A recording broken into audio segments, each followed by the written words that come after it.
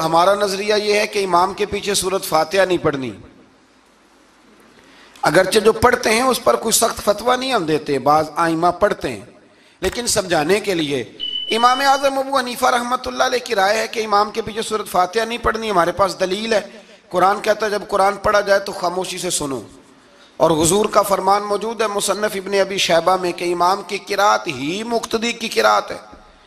بزرگ کہتے ہیں کہ دلیل اس طرح کی دو کہ سامنے والے کے ذہن تک بات پوری اتر جائے، آپ اسے سمجھا پائیں۔ امام صاحب نے جب یہ بات ارشاد فرمائی تو کچھ لوگ آپ سے مناظرہ کرنے آ گئے، 15-20 لوگ تھے، ایک ادھر سے بولتا پڑھنی چاہیے سورت امام کے پیچھے، ایک ادھر سے بولتا پڑھنی چاہیے، ایک ادھر سے بولتا۔ تو امام اعظم ابو حنیفہ فرمانے لگے تم سارے پڑھے لکھے لوگ ہو، یہ گفتگو کا طریقہ ہے؟ اس طرح بات کرتے ہیں کسی کے سامنے؟ میں اکیلا ہوں اور تم 15 لوگ ہو، کوئی ادھر سے بولتا ہے کوئی ادھر سے بولتا ہے، طریقہ کرو کوئی بات کا۔ وہ چپ کر گئے، کہنے لگے ویسے ٹھیک تو ہے، ہم تو غیر مہذب ہو گئے۔ تو امام صاحب کہنے لگے ایک بندے کو منتخب کرو، وہ میرے سامنے آئے۔ انہوں نے ایک بندہ منتخب کر لیا، وہ کہنے لگا جناب یہ ہمارا نمائندہ ہے، یہ اگر جیت گیا تو ہم سارے جیت گئے، یہ اگر ہار گیا تو ہم سارے۔ تو امام صاحب کہنے لگے کیوں منتخب کیا؟ کہنے لگے جی سارے بولیں گے تو سمجھ نہ آئے گی کوئی کیا کہہ رہا ہے، کوئی کیا کہہ رہا ہے، کوئی کہاں ہے کوئی کہاں ہے۔ تو امام صاحب کہنے لگے میرا بھی مسئلہ یہی ہے، ایک الحمدللہ رب العالمین پہ ہے اور دوسرا صراط الذین انعمت علیہم پہ ہے، تو میں بھی کہہ رہا ہوں کہ جو امام آگے لگا لیا نا اس پر اعتبار کرو، اس پر اعتبار کرو۔ تو دلیل وہ دیں کہ جو دلیل سامنے والے کے ذہن میں اتر جائے۔ چلیں جی تھوڑا آگے چلتے ہیں۔ اللہ کریم نے نا آگے ایک اور مثال بیان کی، یہ جو بہت سارے لوگوں کے دلوں میں خیال آتا ہے نا قبروں میں جائیں گے ہڈیاں گل جائیں گی سڑ جائیں گی تو کیسے اٹھیں گے، تو اسی پارے کی آیت نمبر 259 میں اللہ تعالیٰ نے ہمارا وہ مسئلہ بھی حل کیا اور 2 واقعات تفصیل کے ساتھ تیسرے پارے میں بیان فرمائے۔ اللہ کریم فرماتے ہیں کہ کیا آپ نے اس شخص کو نہیں دیکھا کہ جو ایک ایسی بستی پر سے گزرا وَهِيَ خَاوِيَةٌ عَلَىٰ عُرُوشِهَا، جو اپنی چھتوں کے بل گری پڑی تھی، یعنی بستی تباہ ہو گئی تھی۔ وہ آدمی وہاں سے گزرا، وہ حضرت عزیر علیہ السلام تھے۔ بہت سارے مفسرین کے نزدیک بعض نے یہ لکھا ہے کہ چونکہ یہاں اللہ نے کسی کا ذکر نہیں کیا تو ہم بھی کسی کو مخصوص نہیں کرتے، لیکن کثیر کی تعداد یہ ہے کہ حضرت عزیر تھے، آپ گزرے ایک بستی میں تو آپ نے دیکھا کہ وہ بستی تباہ حال ہو گئی ہے اور زمین پلٹ دی گئی ہے، چھتوں کے اوپر لوگ مرے ہوئے پڑے ہیں۔ تو آپ کے دل میں خیال آیا کہ یا اللہ تو انہیں کیسے زندہ کرے گا بعد موتہا، مرنے کے بعد؟ خیال آیا، اللہ کریم نے نا انہی پہ موت طاری کر دی، حضرت عزیر علیہ السلام پہ۔ ان کے پاس تھوڑا سا کھانا تھا، ایک گدھا تھا، درخت کے نیچے لیٹ گئے، گدھے کو باندھ کے اللہ تعالیٰ نے ان پر نیند طاری کی اور وہ 100 سال تک سوتے ہی رہے۔ وہ بے آباد بستی آباد ہو گئی، وہاں شہر آباد ہو گیا، دنیا آباد ہو گئی، زمانہ آباد ہو گیا۔ آپ جب سوئے تو آپ کی عمر مبارک 40 سال تھی، 100 سال کے بعد اٹھے، ثم بعثا، جب اٹھے قال کم لبثت، اللہ نے فرمایا کتنی دیر سوئے؟ قال لبثت یوما او بعد یوم، کہنے لگے یا ایک دن سویا ہوں یا دن کا تھوڑا سا حصہ۔ تو رب کریم نے فرمایا نہیں، آپ تو 100 سال تک سوئے رہے۔ فرمایا وہ دیکھو ذرا گدھے کی طرف، وہ گدھا جو تھا نا ان کا وہ گل سڑ گیا، ہڈیاں بکھر گئیں، اور وہ جو کھانا تھا نا پھل تھے، شربت تھا، سالن تھا، اس کا حال یہ ہے کہ لم یتسنہ، وہ باسی بھی نہیں ہوا۔ یہ ہے میرے رب کی قدرت، جس نے پہلے گل سڑ جانا تھا وہ باسی بھی نہیں ہوا، اور وہ گدھا اس کی ہڈیاں بھی بکھڑ گئیں۔ تو رب کریم نے فرمایا سمجھ آئی ہے میں مردے کیسے زندہ کروں گا؟ عرض کی یا اللہ ایسی سمجھ آئی ہے جو کبھی بھولے گی بھی نہیں۔ 100 سال تک سوئے رہے۔ یہ بڑا لطیف واقعہ ہے۔ حضرت عزیر علیہ السلام اٹھ کے نا تو اپنے گھر گئے تو کوئی پہچانتا ہی نہیں تھا۔ ایک بوڑھی اماں جس کی عمر بہت زیادہ ہو گئی تھی اس کو جا کے سلام لی تو آپ فرمانے لگے اس اماں سے یہ عزیر کا گھر ہے؟ تو اماں فرمانے لگی ہاں ہے تو عزیر کا، لیکن وہ تو 100 سال پہلے غائب ہوئے، دوبارہ آئے ہی نہیں۔ آپ فرمانے لگے اماں میں ہوں عزیر. اماں کہنے لگی کہ عزیر کی تو ہر دعا قبول ہوتی تھی, اگر آپ عزیر ہیں نا تو دعا کریں, میری ٹانگیں جواب دے گئی ہیں, آنکھوں سے نظر نہیں آتا, آپ دعا کریں, اگر آپ واقعی عزیر ہیں تو اللہ مجھے شفا دے دے گا. تو حضرت عزیر نے دعا کی تو رب نے انہیں شفا دے دی. حضرت عزیر کی عمر اس وقت بھی 40 سال تھی. حضرت عزیر کی عمر جب گئے تب بھی, واپس آئے تو, اور حضرت عزیر کا بیٹا ان سے ملا تو اس کی عمر 118 سال تھی. پوتے بھی بوڑھے تھے. لوگوں نے حضرت عزیر علیہ السلام سے کہا یہ کیا ہے؟ فرمانے لگے یہ میرے اللہ کی قدرت ہے, یہ میرے رب کی قدرت ہے. آج بھی آپ دیکھ لیں کہ کچھ لوگوں کے بال ساری زندگی سفید نہیں ہوتے, اور کچھ 17 سال کے 16 سال کے نوجوان ہیں تو سارا سال ان کا سفید ہو جاتا ہے. علامات وہ آ جاتی ہیں جو بوڑھوں میں ہوتی ہیں. تو اللہ تبارک و تعالیٰ نے فرمایا کہ یہ ہماری قدرت ہے, اس طرح کر کے ہم مردوں کو زندہ کریں گے. جب مومن قبروں سے اٹھیں گے نا, مومن آنکھ کھلے گی تو کہیں گے سویرا ہو گیا, جیسے ابھی سوئے تھے نا, کہیں گے دن چڑھ گیا, تو اللہ فرمائے گے ہاں دن بھی چڑھ گیا ہے اور رب رسول کے دیدار کا نظارہ بھی تمہیں دیا جائے گا. اٹھو, بڑی شاندار صبح ہوئی ہے. اور کافر جب اٹھے گا تو کہے گا اوہو اب میرے لیے کیا نئی سزا ہے. تو اس سے بالکل آگے متصل حضرت ابراہیم علیہ السلام کا وہ واقعہ اسی پارے میں ذکر کیا گیا ہے. جب حضرت ابراہیم علیہ السلام نے کہا تھا کہ اے اللہ مجھے دکھا تو مردے کیسے زندہ کرے گا, تو رب کریم نے فرمایا یقین نہیں. عرض کی یا اللہ اطمینان قلبی کے لیے. ایک علم الیقین ہوتا ہے, ایک عین الیقین ہوتا ہے, ایک حق الیقین ہوتا ہے. کہ یا اللہ میں اطمینان قلبی کے لیے. تو اللہ نے فرمایا 4 پرندے لے لو. حضرت ابراہیم علیہ السلام نے 4 پرندے لیے. کچھ نے لکھا ہے کوا تھا, مور تھا, مرغی تھی, کبوتر تھا, مختلف نام آئے. وہ 4 پرندے لیے, پھر ان کو ذبح کیا, پھر ان کا قیمہ بنایا, پھر گوشت ایک دوسرے میں مکس کیا, پھر 4 مختلف پہاڑیوں پہ رکھا. اللہ نے فرمایا مکس ہو گئے نا آپس میں, اب تم آواز دو. حضرت ابراہیم نے آواز دی اور رب نے زندگی دی, اور وہ پرندے اپنی ٹانگوں پر چلتے ہوئے حضرت ابراہیم کے پاس آ کے کھڑے ہوئے. تو فرمایا ابراہیم جس طرح ان کو زندہ کیا نا, اسی طرح پھر قبروں سے میں ہڈیاں بھی زندہ کر کے نکال دوں گا. میں ایک فلسفی کو پڑھ رہا تھا, یہ ہمارے جدید دور کے فلسفی بڑے عجیب باتیں کرتے ہیں. وہ کہتے ہیں جی ہوا ایسی چلتی ہے کہ انسان قبر میں ہوتا ہے تو ہڈیاں گل سڑ جاتی ہیں تو کوئی بھی نہیں بچتا. اور پھر آپ کہتے ہیں کہ کچھ کو عذاب ہوتا ہے کچھ کو ثواب ہوتا ہے. تو قبر کے اندر جب مردے چلے گئے تو آپ یہ بھی کہتے ہیں بعض لوگ کہ ایک ایک قبر سے 70 اٹھیں گے تو ایک کو عذاب ہو رہا ہے ایک کو ثواب ہو رہا ہے. یہ کیا ماجرا ہے؟ ہمارے بزرگوں نے جواب دیا ہے. ہمارے بزرگوں نے یہ جواب دیا ہے کہ یہ ہوائیں, یہ فضائیں, یہ ساری اللہ کی قدرت ہے. ہر آدمی کو ٹھنڈ لگ جاتی ہے سردیوں کے موسم میں. میں نے کچھ ایسے بندے دیکھے ہیں, بلکہ کوئی مجھے کہے گا تو میں دکھا دوں گا, ساری سردیاں سویٹر نہیں پہنتے, پھر فوت ہو جاتے ہیں. اور کئیوں نے 6 پہنے ہوتے ہیں, پھر بھی دانت کے ساتھ دانت بج رہا ہوتا ہے. وہ کہتے ہیں توبہ توبہ بڑی ٹھنڈ ہے. یہ بھائی آب و ہوا ایک ہی ہے, لیکن وجود کے اثر قبول کرنے کے معاملات بھی اور ہی ہیں. یہی معاملہ قبر میں ہوگا. دیکھیں نا حضرت عزیر علیہ السلام کے گدھے نے بھی آب و ہوا لکھی اور کھانے نے بھی. تو گدھا گل سڑ گیا پر کھانا گلا سڑا. دوسری بات یہ کہ قبر میں بندے اکٹھے ہیں تو کسی کو عذاب تو کسی کو ثواب. تو امام جلال الدین سیوطی رحمۃ اللہ علیہ فرماتے ہیں 2 بھائی اگر ایک پلنگ پہ سوئے ہوں تو ایک خواب میں لاہور ہوتا ہے دوسرا پشاور ہوتا ہے. سوئے کہاں ہوتے ہیں؟ اکٹھے ایک پلنگ پہ. وہ ایک کہتا ہے میں رات کو لاہور تھا اور دوسرا کہتا ہے نہیں تو غلط کہہ رہا ہے میں تو پشاور تھا. تو ہوتے کہاں ہیں؟ تو اگر ایک جگہ پہ آپ موجود ہیں اور اللہ تبارک و تعالیٰ نے آپ کو روحانی طور پر کہیں کا کہیں پہنچا دیا ہے, تو اسی طرح قبروں میں بھی اگر کسی کو عذاب ہوگا تو ہو ہی جائے گا, اللہ معاف کرے. اور اگر کسی پہ رحمت ہوگی تو وہ بھی انشاءاللہ ہو ہی جائے گی. تھوڑا سا آگے بڑھتے ہیں. پھر اللہ تبارک و تعالیٰ نے نا اپنی راہ میں خرچ کرنے کی بات ارشاد فرمائی. فرمایا اگر تم میری راہ میں خرچ کرو گے تو میں تمہیں 700 گنا کر کے واپس کروں گا. اللہ کی راہ میں خرچ کریں گے تو کتنا ملے گا؟ یہاں بھی معاملہ یقین کرنے کا ہے.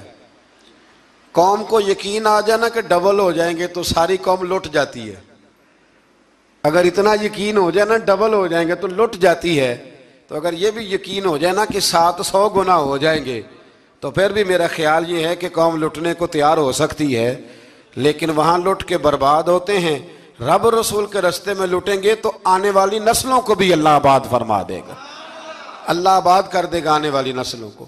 تو میرے دوستو تھوڑا سا آگے جب ہم اس پارے میں چلتے ہیں تو اللہ تبارک و تعالیٰ نے 2 باتیں ارشاد فرمائیں. ایک تو ارشاد فرمایا کہ شیطان تمہیں نا 2 چیزوں کے بارے میں اکثر ورگلاتا ہے. ایک تمہیں کہتا ہے کہ کنجوسی کرو, فقر تنگ دستی ہو جائے گی اگر خرچ کرو گے, اور دوسرا تمہیں کہتا ہے بے حیائی کرو. اللہ نے فرمایا یہ 2 کام تم نے کرنے نہیں, نہ تم نے بخل کرنا ہے اور نہ تم نے بے حیائی کرنی ہے. اور پھر آگے جا کے ارشاد فرمایا کہ دانائی بڑی حکمت ہے, عقل مندی بڑی حکمت ہے, زندگی دانائی سے گزارو. یؤتی الحکمت من یشاء, اللہ جسے چاہتا ہے حکمت عطا کرتا ہے. ومن یؤت الحکمت فقد اوتی خیرا کثیرا, اور جسے اللہ نے دانائی دی نا عقل, اللہ فرماتا ہے اسے ہم نے خیر کثیر عطا کی. کام سارے ہی ہو جاتے ہیں پر جو عقل کے ذریعے کیا جائے نا, شیخ سعدی نے کہا تھا اگر تیرے پاس 1 من علم ہے نا تو 10 من عقل کی بھی ضرورت ہے, پھر وہ علم آگے پہنچتا ہے. 10 من 1 من شعور کے ساتھ, دانائی کے ساتھ. میرے نبی کریم علیہ السلام نے نا بڑی دانائی کے ساتھ دین پھیلایا ہے, بڑی حکمت کے ساتھ, بڑی خوبصورتی کے ساتھ. حضور نے, ایک شخص نے آ کے کہا یا رسول اللہ صلی اللہ تعالیٰ علیہ وسلم میں 5 نمازیں نہیں پڑھ سکتا, 2 پڑھوں گا. تو صحابہ کہتے ہیں ہمارے دل میں خیال آیا کیسے اجازت ملے گی, نماز تو فرض عین ہے, ہر نماز کی ہر رکعت کا ہر سجدہ فرض ہے, اور یہ پوری 3 نمازوں کی چھٹی مانگ رہا ہے. لیکن حضور نے حکمت سے دین پھیلایا, دانائی سے. مسند امام احمد بن حنبل میں موجود ہے, حضور نے فرمایا اگر 2 نمازیں پڑھو گے 3 نہ پڑھو گے تو کلمہ تو پڑھ لو گے نا دل سے. حضور پڑھ لوں گا, فرمایا چل تو 2 ہی پڑھ لینا, کلمہ پڑھ صحیح. حضرت ابو ہریرہ کہتے ہیں اس نے 3 نمازوں کی چھٹی کی شرط پر کلمہ پڑھا, ابھی پورا ہفتہ نہیں ہوا تھا کہ اس نے 5 نمازیں کیا تہجد بھی شروع کر دی. اس شخص نے پھر اشراق اور چاشت بھی پڑھی, وہ ساری رات مصلی پہ بھی بیٹھا. لہٰذا دانائی کے ساتھ. گھر بھی آپ کا حکمت سے چلے گا, دانائی سے چلے گا. دکان بھی آپ کی حکمت اور دانائی سے چلے گی. تو مسلمان اس کو نہیں کہتے جو جذباتی ہو جائے, جو فٹافٹ مرانے پہ اتر آئے, اس کو کہتے ہیں جو بڑی دانائی کے ساتھ, حکمت کے ساتھ چیزوں کو لے کے آگے بڑھتا ہے. پھر اللہ تبارک و تعالیٰ نے نا 5ویں سے 6ٹھے رکوع میں سود کی حرمت بیان کی. اور اللہ کریم نے فرمایا کہ یہ جو لوگ کہتے ہیں نا کہ سود بھی تجارت کی طرح ہی ہے, یہ بھی تو کاروبار ہی ہے, فرمایا قیامت کے دن یہ اس طرح کھڑے کیے جائیں گے جس طرح کسی کو شیطان چھو لینا. شیطان چھوتا ہے تو وہ آدمی یوں ہو جاتا ہے جیسے پاگل ہو گیا ہے. تو ان لوگوں کو جو سود اور کاروبار کو ایک کہتے ہیں, انہیں بھی قیامت میں پاگلوں کی طرح کھڑا کیا جائے گا. اور پھر اللہ تعالیٰ نے حکم دیا, فرمایا سود چھوڑ دو جو باقی رہ گیا ہے, اس سے جان چھڑا لو. اور اگر تم نے ایسا نہ کیا فَإِن لَمْ تَفْعَلُوا, اگر تم نے ایسا نہ کیا فَأْذَنُوا بِحَرْبٍ مِّنَ اللَّهِ وَرَسُولِهِ, پھر اللہ اور اس کے رسول سے جنگ کرنے کے لیے تیار ہو جائے. طویل ترین آیت قرآن مجید کی, آیت نمبر 282. اس میں اللہ تعالیٰ نے فرمایا جب بھی تم نے لین دین کرنا ہے اسے لکھنا ہے. ایک لفظ سے نا مجھے تو کئی دفعہ چڑی ہو جاتی ہے, وہ لفظ ہے کہ مجھے اعتبار ہے. میں کہتا ہوں کہ وہ والدین بڑے ظالم ہیں جو کہتے ہیں مجھے جوان بچی اکیلی کالج جاتی ہے تو مجھے اعتبار ہے. جوان بچے کو 10-20 ہزار روپیہ جیب میں ڈال کے گلی میں بھیج دیتے ہیں اور کہتے ہیں مجھے اعتبار ہے. اسی طرح وہ لوگ بھی بڑے ظلم کرتے جو اپنے بھائی کے ساتھ لین دین کرتے ہیں, تحریر نہیں کرتے اور کہتے ہیں مجھے اعتبار ہے. اللہ کو بھی تو اعتبار ہے نا اپنے بندوں پہ. تو رب فرماتا ہے میرے بندو جب لین دین کرو تو اسے لکھ لو. یہ قرآن کا حکم ہے, یہ میرے رسول کی سنت ہے, یہ میرے نبی کا طریقہ ہے. جب بھی لین دین کریں اسے تحریر کریں, اسے طے کریں, اچھے طریقے سے نوٹ کریں, تاکہ وہ کسی جگہ پہ جا کے بھی کوئی معاملہ بھی کمزوری کا باعث نہ بنے۔ تو اس آیہ کریمہ میں اللہ کریم نے یہ بھی ارشاد فرمایا کہ للہ ما فی السماوات و ما فی الارض، آگے جا کے فرمایا کہ زمین آسمان میں جو کچھ بھی ہے ان سب کا مالک اللہ ہے۔ ہمیں اللہ نے جو کچھ دیا نا وہ استعمال کرنے کے لیے دیا ہے۔ اگر ہم مالک ہوتے تو قیامت میں حساب نہ دیتے، مالکوں نے کبھی حساب نہیں دیا، حساب تو منشی دیتے ہیں۔ اللہ نے ہمیں استعمال کرنے کے لیے چیزیں دی ہیں، اس لیے اللہ فرماتا ہے ثم لتسألن یومئذ عن النعیم، قیامت میں نا میں تم سے ایک ایک نعمت کے بارے میں سوال کروں گا۔ تو یہ ساری امانتیں ہیں اللہ کی، جتنا کچھ ہمارے پاس ہے، وہ کوئی بھی صلاحیت ہو، کوئی بھی قوت ہو، تو اس کو صحیح صحیح استعمال کریں امانت کو۔ پھر میرے عزیز، اللہ تبارک و تعالیٰ نے نا اس سورہ مبارکہ کے آخر میں ہمیں ایک دعا سکھائی ہے، وہ بڑی شاندار دعا ہے، ہر چیز طلب کرتی ہے کہ اس کو پڑھا جائے، دیکھا جائے، پر اس دعا کے آخری لفظ یہ ہیں واعف عنا، اللہ ہم سے درگزر فرما، اور آخری لفظ یہ ہیں کہ واغفر لنا، اللہ ہمیں بخش دے، وارحمنا، اور اللہ ہم پہ رحم فرما، اس لیے کہ انت مولانا، تو ہی ہمارا مددگار ہے، فانصرنا علی القوم الکافرین، اللہ کافروں کے مقابلے ہمیں ہماری مدد فرما۔ انسانی تربیت کے لیے، تکمیل اخلاق کے لیے، بندہ مومن کی کردار سازی کے لیے، افکار و نظریات کو رجوع الی اللہ کا سبق دینے کے لیے جو انداز قرآن مجید نے اختیار فرمایا ہے وہ حکیمانہ بھی ہے، مؤثر بھی ہے، اور بہت جلد سمجھ آنے والا بھی۔ انسان کے ذہن و فکر میں جتنی چیزیں ابھر سکتی ہیں ان سب کے جوابات بھی، اس کو اپنی تعمیر کے لیے کن چیزوں کو اختیار کرنا چاہیے ان کے اختیار کرنے کا اسے پیغام بھی، اور پھر اس کے نتیجے کے طور پر اللہ کی بارگاہ سے اسے ملے گا کیا، اس انعام کا اعلان بھی۔ قرآن مجید فرقان حمید کا یہ خاص خاصہ ہے۔ قرآن حکیم کی سورہ انفال میں سے 3 آیات میں نے تلاوت کی ہیں۔ اللہ کریم نے دیکھیے یہاں ان تینوں آیات کے اندر کس مؤثر انداز میں اور کس خوبصورت پیرائے کے اندر ہمیں سمجھایا ہے کہ ہم نے اپنی زندگی اس طرح کی بنانی ہے کہ رب رسول کی بارگاہ میں قبول ہو جائے، اللہ کے انعامات نصیب ہوں۔ ارشاد فرمایا یا ایھا الذین آمنوا لا تخونوا اللہ والرسول، اے ایمان والو اللہ اور اس کے رسول سے خیانت نہ کرو، رب رسول سے خیانت نہ کرنا، وَتَخُونُوا أَمَانَاتِكُمْ وَأَنْتُمْ تَعْلَمُونَ، اور آپس میں بھی ایک دوسرے کے ساتھ خیانت نہ کرنا حالانکہ تم جانتے ہو۔ حضرت عبداللہ ابن عباس رضی اللہ تعالیٰ عنہ اس آیہ کریمہ کے تحت فرمایا کرتے تھے جس نے فرض چھوڑے اس نے اللہ سے خیانت کی، اور جس نے سنت کا ترک کیا معاذ اللہ اس نے نبی پاک علیہ السلام سے خیانت کی۔ جس نے فرض چھوڑے اس نے اللہ سے خیانت کی، اور جس نے سنت کا ترک کیا اس نے نبی پاک سے خیانت کی۔ وَتَخُونُوا أَمَانَاتِكُمْ، اور آپس میں بھی ایک دوسرے سے خیانت نہ کرو، وَأَنْتُمْ تَعْلَمُونَ، اور تم جانتے ہو، تمہیں پتہ ہے امانت کیا ہے، خیانت کیا ہے، اس کی تمہیں خبر ہے، یہ اللہ نے تمہارے فطری تقاضوں میں بات رکھ دی ہے، تمہیں پتہ ہے یہ کیا ہے۔ اس کے لیے یہ مت سمجھنا کہ تمہیں کسی بہت بڑے فلسفے کی ضرورت ہے یا بہت بڑی کتابیں پڑھنے کی ضرورت ہے، یہ تمہیں پتہ ہے کہ امانت کیا ہے اور خیانت کیا ہے، اور یہ ہمیں خبر ہوتی ہے۔ ڈھیر سارے لوگوں کو پتہ ہوتا ہے کہ میں جو کر رہا ہوں وہ دیانتداری ہے کہ بددیانتی ہے، تمہیں خبر ہے۔ پھر ساتھ ہی آگے فرمایا بددیانتی بندہ کیوں کرتا ہے، کون سی چیزیں سبب بنتی ہیں بددیانتی کا، فرمایا وَاعْلَمُوا أَنَّمَا أَمْوَالُكُمْ وَأَوْلَادُكُمْ فِتْنَةٌ، فرمایا خوب جان لو کہ تمہارے مال اور تمہاری اولاد فتنہ ہے، یہ تمہارے لیے آزمائش ہے۔ مال کی محبت میں بددیانتی کرتے ہو، اولاد کے لیے جمع کرنے کے لیے بددیانتی کرتے ہو تو فتنہ ہے، ان کو دیکھ کر بددیانتی کر رہے ہو۔ دیکھیے پہلے کہا بددیانتی نہ کرو، خیانت نہ کرو، اور ساتھ ہی جو چیزیں اس کا سبب بنتی ہیں، جو اس کی وجہ بنتی ہیں، ساتھ ہی ان کا ذکر فرما دیا۔ فرمایا مال اور اولاد اچھی طرح سمجھ لو یہ فتنہ ہے، یہ آزمائش ہے۔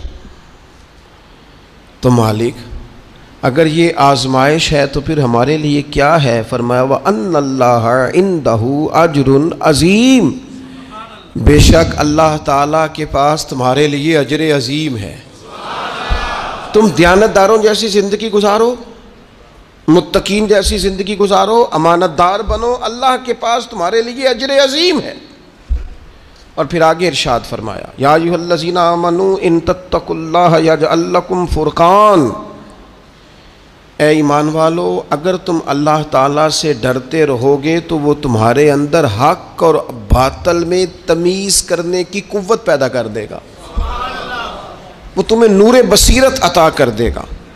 اللہ سے اگر ڈرو گے تو پھر اللہ تبارک و تعالیٰ تمہیں وہ نور دے گا جس سے تم حق اور باطل میں تمیز کر سکو گے، یعنی تمہارے فیصلے ٹھیک ہونے لگ جائیں گے، تمہیں قوت فیصلہ نصیب ہوگی، اور مالک اتنا ہی ملے گا۔ تو تین باتیں اس آیہ کریمہ میں ارشاد فرمائی۔ فرمایا ایک تو اللہ تمہیں فرقان دے گا، حق اور باطل میں تمیز کرنے کی قوت دے گا، اور دوسرا فرمایا وَيُكَفِّرْ عَنْكُمْ سَيِّئَاتِكُمْ، اللہ تمہارے گناہوں کو دور کر دے گا، اللہ تمہارے گناہ تم سے دور کر دے گا، وَيَغْفِرْ لَكُمْ، اور رب تمہیں بخش دے گا اگر تم اللہ سے ڈرو گے۔ وَاللَّهُ ذُو الْفَضْلِ الْعَظِيمِ، اور اللہ تعالیٰ بڑا ہی فضل فرمانے والا ہے۔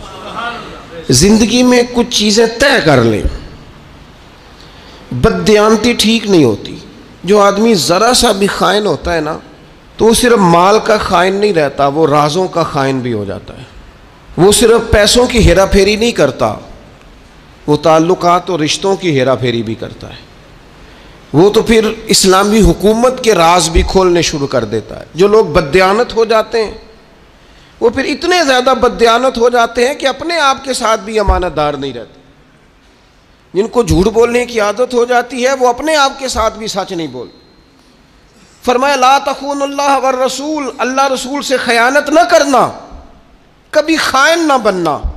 حضرت انس بن مالک رضی اللہ تعالیٰ عنہ فرماتے ہیں مجھے یاد نہیں کہ نبی پاک علیہ السلام نے ہمیں کبھی خطبہ دیا ہو اور خطبے میں امانت داری کا ذکر نہ فرمایا ہو۔ نہیں، ہر خطبے میں حضور فرماتے کہ اس کا کوئی دین نہیں جو امانت دار نہیں۔ یہاں بڑی ڈبیٹ ہوتی ہے، بڑے لوگ بیٹھتے ہیں اور بڑی جناب گہری باتیں ہوتی ہیں اور بڑا فلسفہ بیان کیا جاتا ہے، اور کہتے ہیں ہم ذرا غور کریں، مل کے بیٹھیں اور دیکھیں کہ اس ملک کے بگڑنے کا سبب کیا ہے۔ کیا قانون کی پابندی نہیں ہو رہی؟ کیا معیشت اور معاشرت کا مسئلہ ہے؟ کیا ہر ادارہ اپنے دائرہ کار میں نہیں رہ رہا؟ کیا قانون کی بالادستی نہیں ہے؟ لوگ مختلف قسم کے ہیلے بہانے ڈھونڈتے ہیں کہ یہ وجہ ہے۔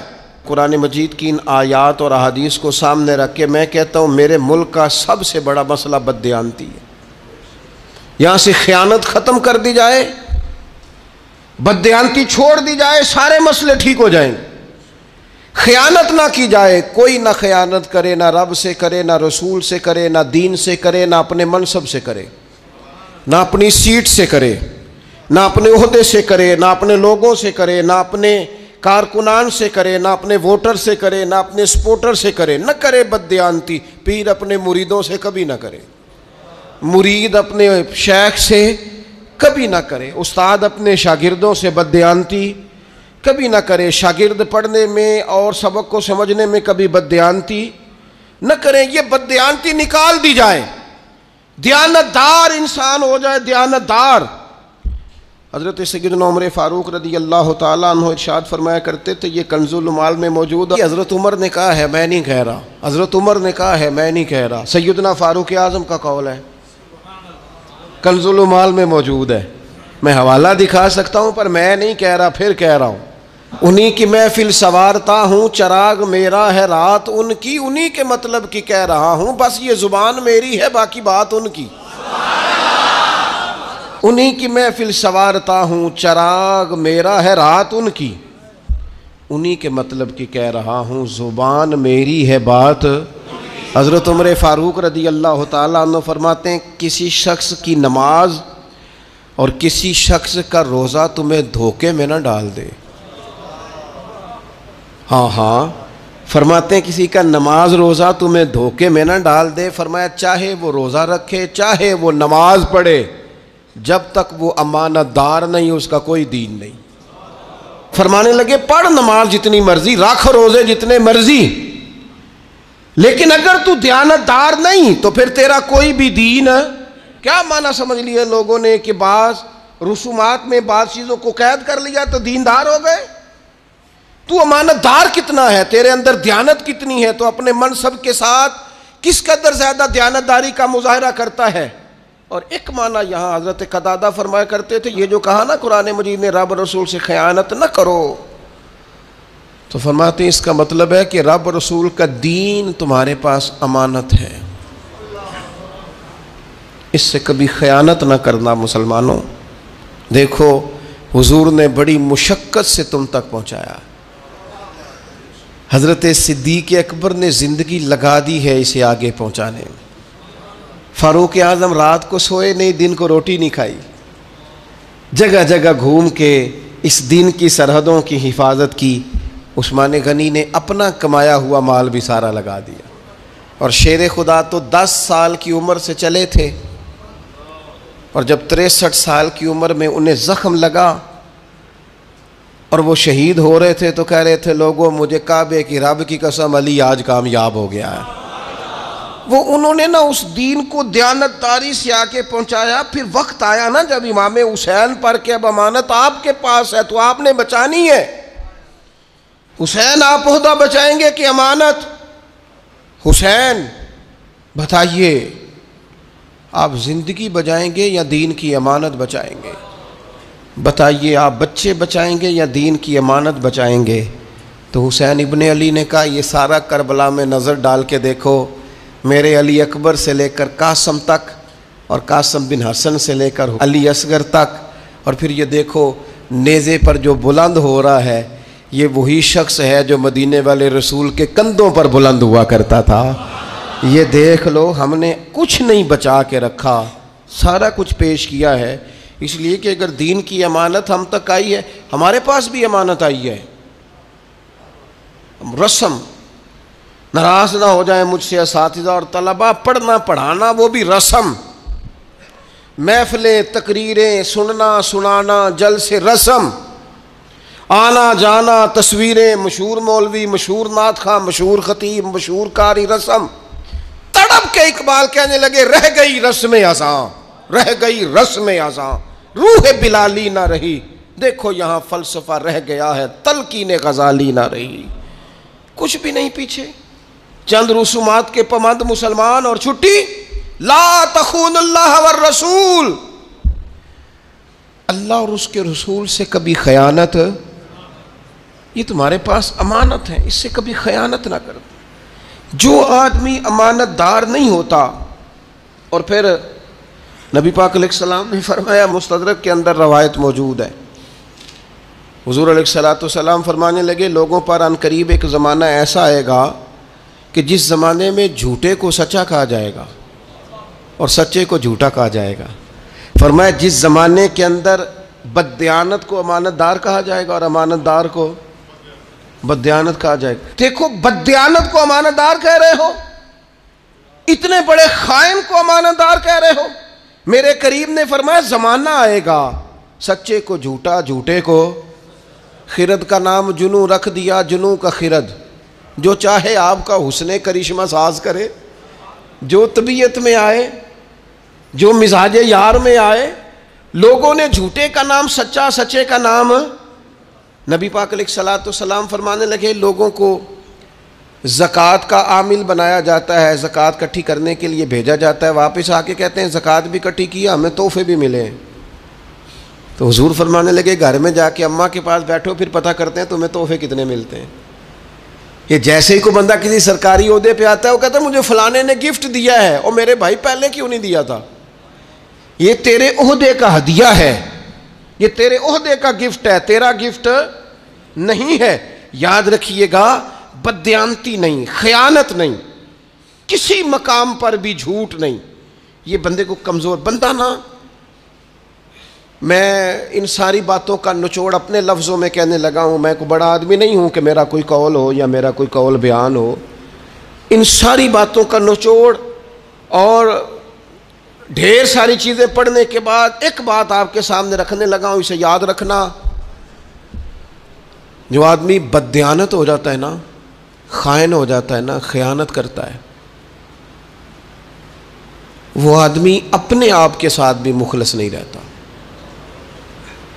اقبال کہنے لگے اپنے من میں ڈوب کر پا جا سراغ زندگی، اور چل تو اگر میرا نہیں بنتا اپنا تو بن، اے اپنا ہی بن جا اپنے آپ کے ساتھ۔ لیکن بددیانت آدمی کبھی اپنے آپ کے ساتھ بھی مخلص، تو اگر میرا نہیں بنتا نہ بن، اور چل اپنا ہی بن، لیکن اپنا بننے کو بھی تیار، خیانت نہ کرے زندگی میں۔ اور جہاں تک اس بات کا تعلق ہے کہ خیانت کیوں ہوتی ہے، میں جی بچوں کے لیے کما رہا ہوں، بچوں کے رازق آپ ہیں کہ اللہ ہے؟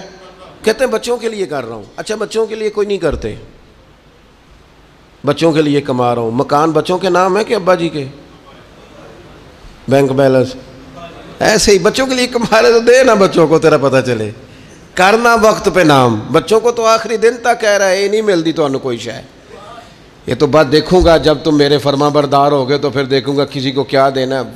اللہ فرماتے ہیں کیا دھوکہ دے رہا ہے اپنے آپ کو، اولاد کی بات کرتا ہے، مال کے لیے دوڑتا ہے۔ فرمایا وَاعْلَمُوا أَنَّمَا أَمْوَالُكُمْ وَأَوْلَادُكُمْ فِتْنَةٌ، خوب جان لو یہ مال اور اولاد۔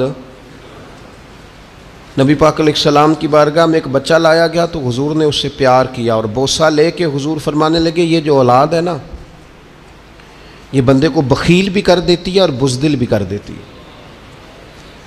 اس سے پیار کرنے کا حکم ہے، اپنے بچوں سے محبت کا کہا گیا، لیکن اس محبت میں اتنا غلو نہ کرے کہ بچوں کے کہنے پر حرام کٹھا کرتا پھرے، اس میں اتنا غلو نہ کرے کہ بچوں کے کہنے پر، بیوی کے کہنے پر ناجائز مال جمع کرے، اس میں اتنا غلو نہ کرے کہ وہ اپنے بچوں کو پالنے کے لیے کسی کے بچوں کا حق مارنا شروع کر دے۔ اس لیے کہ یہ آزمائش ہے مال اور اولاد، اس طرح آگے دور نہ نکل جائے کہ وہ اپنا گھر سجانے کے لیے کسی کے گھر کو اجاڑ دے، اپنا آنگن روشن کرنے کے لیے کسی کے گھر میں اندھیرا کر دے۔ فرمایا یہ مال اور اولاد فتنہ ہے، اور اس معنی میں بھی فتنہ ہے کہ اگر تم نے مال کمایا اور صحیح جگہ پہ خرچ نہ کیا تو پھر بھی آزمائش، اولاد ہے اور اس کی صحیح تربیت نہیں کی تو پھر بھی آزمائش۔ بچے صحابہ کے بھی تھے، بچے اہل البیت کے بھی تھے، اولیاء اللہ کے بھی تھے، لیکن وہ جب اپنی زندگی ترتیب دیتے تھے تو اولاد دیکھ کے ترتیب نہیں دیتے تھے، رب رسول کو دیکھ کے ترتیب دیتے، اللہ رسول کو۔ حضرت عمر بن عبدالعزیز رحمۃ اللہ علیہ اتنے بڑے بادشاہ تھے، آخری عمر میں اپنے بچوں کو بلا کے کہنے لگے پتر تمہارا باپ بڑا بزدل تھا، تمہارے لیے جائیداد نہیں بنا سکا۔ کہا ابا جی آپ تو بڑے بہادر ہیں، اتنے مار کے فتح کی۔ یہ فرمانے لگے نہیں میں بزدل تھا، میں دوزخ کی آگ سے ڈر گیا، ناجائز نہیں اکٹھا کر سکا تمہارے لیے، بزدل تھا تمہارا باپ، میں نہیں کر سکا تمہارے لیے، اس لیے کہ میں اگر تمہاری ضروریات دیکھتا تو پھر اور بات تھی، لیکن میں نے تمہاری ضروریات نہیں دیکھی، میں نے رب رسول کی ہدایات دیکھی ہے، اس طرف میری توجہ گئی ہے۔ میں اولاد کو سامنے رکھ کے بلیک میل نہیں ہوا، میں نے اللہ رسول کے دین کو فوقیت دی ہے، اس کو میں نے فتنے کو فتنہ ہی جانا ہے، میں نے اسے کبھی بھی ذہن اور دماغ پر سوار نہیں کیا۔ حضرت عمر فاروق رضی اللہ تعالیٰ عنہ کے بیٹے ملک سے باہر گئے اور تجارت کر کے، باقی لوگ بھی گئے تھے لیکن حضرت عمر کے بیٹے ذرا زیادہ نفع کما کے لائے تو جناب فاروق اعظم فرمانے لگے تجھے زیادہ نفع کیوں ہوا؟ کہنے لگے لوگوں نے مال زیادہ خریدا ہے۔ فرمایا لوگوں کو پتہ چل گیا ہوگا تو عمر کا بیٹا ہے، تو امیر المومنین کا بیٹا ہے۔ کہا حضور وہ تو بات ہے، تو آپ فرمانے لگے پھر جتنا نفع لوگوں کو ہوا ہے نا اتنا رکھ لے اور باقی مال غنیمت میں جمع کرا، اس لیے کہ وہ تیرا نفع نہیں ہے، وہ جس عہدے پہ تیرا باپ بیٹھا ہے اس عہدے کے نام کا نفع ہے، اسے جمع کرا۔ اپنے معاملات کو سمجھیں، چیزوں کو دیکھیں، ان پر غور کریں، تفکر کریں، فکر کریں۔ میں نے دیکھا ہے ادارے بنتے ہیں، ہاسپٹل بنتے ہیں، پھر اس کے بعد لوگ دیکھتے ہیں کہ میں اپنا فلانا رشتہ دار فلانی جگہ کیسے سیٹ کرا سکتا ہوں، ایک کو کنٹین پہ بٹھاتے ہیں، ایک کو فلانی جگہ بٹھاتے ہیں، ایک کو فلانی جگہ۔ یہ صاحب کون ہیں؟ جو پڑھے لکھے ہیں وہ دفتروں میں، جو ان پڑھ ہیں وہ فلاں گیٹ پہ، فلاں جگہ۔ اقربا پروری عام ہو جاتی ہے، اگرچہ کام مشکل ہے کہ بندہ پھر اس کے بعد حوصلہ کرے اور اقربا پروری نہ کرے، رشتہ داروں کو آگے نہ لائے، کام مشکل ہے، لیکن یاد رکھنا جب بندہ بے لوث ہونا پھر بڑا آسان ہوتا ہے. جب اس کے سامنے ذاتی مفادات نہ ہوں، بڑے مقاصد ہوں، اس کے سامنے اس نے کچھ بڑا اچیو کرنا ہو، پھر اس کے لیے آسان ہوتا ہے. اپنی زندگی سے اس اور دوسری بات، ایک تو ہے نا اولاد کا فتنہ، مال بھی بڑا فتنہ ہے. 2 کو 4 کرنا، 4 کو 8 کرنا، 8 کو 16 کرنا بڑی بیماری ہے. اور جیسے جیسے عمر بڑھتی جاتی ہے، حدیث پاک بتاتی ہے کہ پیسوں کی محبت بڑھتی جاتی. انسان کے مزاج میں نبی اکرم صلی اللہ تعالی علیہ وسلم نے اسے فتنہ کہا. ضرورت کے لیے ٹھیک ہے، لالچ کے لیے ٹھیک. ہر شے پیسے نہیں یار. پیسوں سے صحت خریدی جاتی تو کبھی مالدار بیمار نہ ہوتے. پیسوں سے عزت خریدی جاتی تو پھر کبھی بھی کسی غریب کے حصے میں عزت نہ آتی.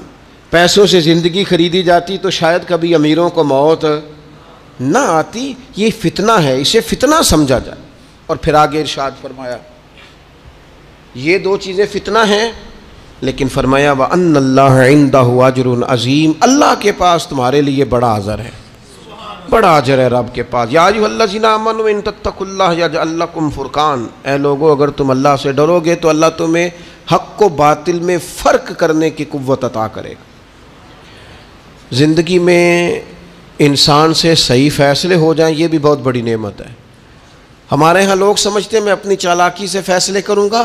چالاکی سے کام نہیں چلتا. اللہ کی دی ہوئی توفیق سے اگر بصیرت نصیب ہو جائے نا، اور یہ بصیرت تقوی سے نصیب ہوتی ہے. نبی پاک علیہ الصلوۃ والسلام فرماتے ہیں سب سے بڑی حکمت اللہ کا خوف ہے. اور فرمایا جب آدمی رب سے ڈرتا ہے تو اللہ اس کی زبان پر حکمت کے چشمے جاری کر دیتا ہے، دانائی ملتی. جب بندہ اللہ سے ڈرتا ہے، خوف خدا کے ساتھ فیصلے کرتا ہے تو اس کے فیصلے درست ہوتے ہیں. اللہ اسے نور بصیرت عطا کرتا ہے. اور نبی پاک علیہ الصلوۃ والسلام نے فرمایا مومن کی فراست سے ڈرو، یہ ترمذی میں موجود ہے. مومن کی فراست سے ڈرو. کیوں؟ فَإِنَّهُ يَنظُرُ بِنُورِ اللَّهِ، حضور فرماتے ہیں مومن جب دیکھتا ہے تو وہ صرف اس آنکھ سے نہیں دیکھتا، وہ اللہ تعالیٰ کے دیے ہوئے نور سے دیکھتا ہے. مومن کی فراست قلبی سے ڈرو، اسے اللہ دل کی آنکھیں عطا کرتا ہے. یہ کبھی اگر اقبال نے بھی کہا تھا کہ دل بینا بھی کر خدا سے طلب، آنکھ کا نور دل کا نور نہیں. اللہ سے نا دل کی آنکھیں مانگ. بصیرت والے فیصلے، اچھے فیصلے یہ کب ہوتے ہیں؟ جب انسان اللہ سے ڈرتا ہے. جب لوگ سیاست کر کے، لوگوں سے ڈر کے، ووٹ پکے کرنے کے لیے اور گڈ بک میں رہنے کے لیے اور اپنا جو ہے وہ مورال تھوڑا اونچا رکھنے کے لیے فیصلے کرتے ہیں تو وہ ذاتیات پر مبنی ہوتے ہیں. ان فیصلوں سے اچھے فیصلوں کی توقع کی جا سکتی نہیں. اچھے فیصلے کون سے ہوتے ہیں؟ جو بصیرت کے ساتھ کیے جاتے ہیں، اور اللہ تعالیٰ لوگوں کو بصیرت دیتا ہے. حضرت ابو بکر صدیق کے بیٹے بھی صحابی ہیں، پوتے اور نواسے بھی صحابی ہیں. بڑی شان ہے اور جوان ہیں اور سمجھدار ہیں، لیکن اللہ نے انہیں بصیرت دی نا. انہوں نے وصال کے وقت ایک فیصلہ کیا. فیصلہ یہ کیا کہ میرے بعد حکمران سیدنا فاروق اعظم ہوں گے. یہ اللہ نے ان سے فیصلہ کرایا. لوگوں نے ان سے کہا کہ جناب آپ ایک سخت آدمی کو حکمران بنا رہے ہیں. حضرت صدیق اکبر فرمانے لگے میرے اوپر یہ وہ وقت ہے کہ جس وقت میں بڑا جھوٹا بندہ بھی سچ بولنے لگتا ہے. آخری وقت ہے میرے اوپر. آپ فرمانے لگے رب کی بارگاہ میں جاؤں گا، رب مجھ سے پوچھے گا نا حضور کی امت کس کے حوالے کر کے آیا ہے، تو عرض کروں گا مالک اس وقت امت میں جو سب سے بہترین آدمی تھا اس کے حوالے محبوب کی امت کر کے آیا. پھر حضرت ابو بکر کا یہ فیصلہ کیسا فیصلہ تھا کہ اسلامی سلطنت 24 لاکھ مربع